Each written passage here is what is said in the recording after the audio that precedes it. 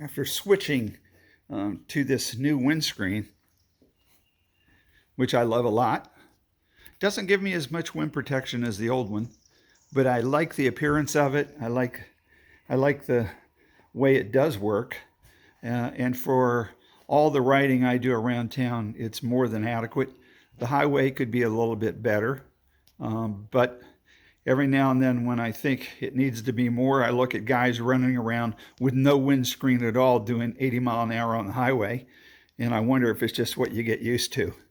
In any event, when I gave up that windscreen, I had to give up this USB port because it no longer would attach to the bar, which was formerly the strut to the windscreen.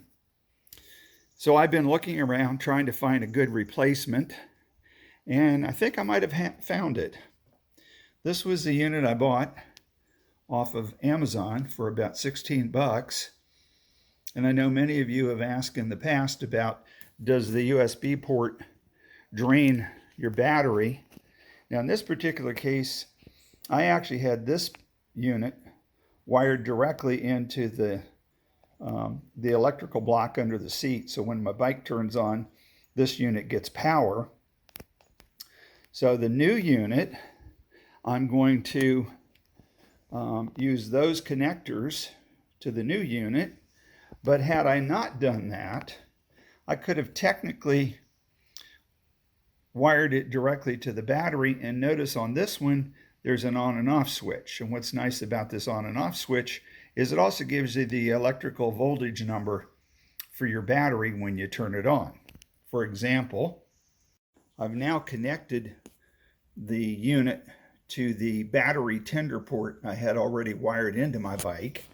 And now, when I turn this one on, this is the reading I get. 13 volts coming out of the battery. And in the future, I'll be able to just punch the button, see where my battery, the state of my battery is, without worrying about it throughout the winter. So at this particular point, what I'm going to do is I'm going to go ahead and clip the old unit off and put a temporary couple connectors on it just to keep them from touching each other. And then from that point on, here's my temporary connectors. But I think I'm going to go ahead and get a new tail like the one for the battery charger right here, so that if I want to disconnect this little unit quickly, it's going to go right in this spot, I can do it quite easily. Think about the relocation. Right now, I'm thinking about relocating this unit to this particular spot with double-sided tape over that spot right there, so that when I come out, I can just hit the button, check my battery, see how it's holding up, and then go from there.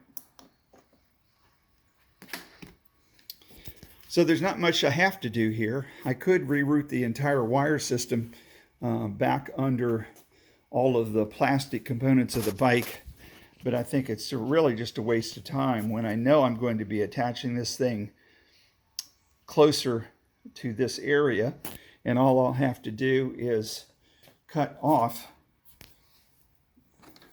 these two wires and then splice them to these two wires, and then I'll just use some shrink wrap around them that'll make them sort of weatherproof.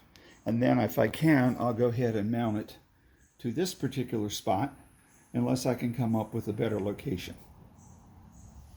I know I haven't talked to you guys for a while, so we're starting to get some warm weather, and it looks like people are starting to ride a little bit now. So I thought I'd just give you an update on what you can do when you can't ride. Thanks for checking me out.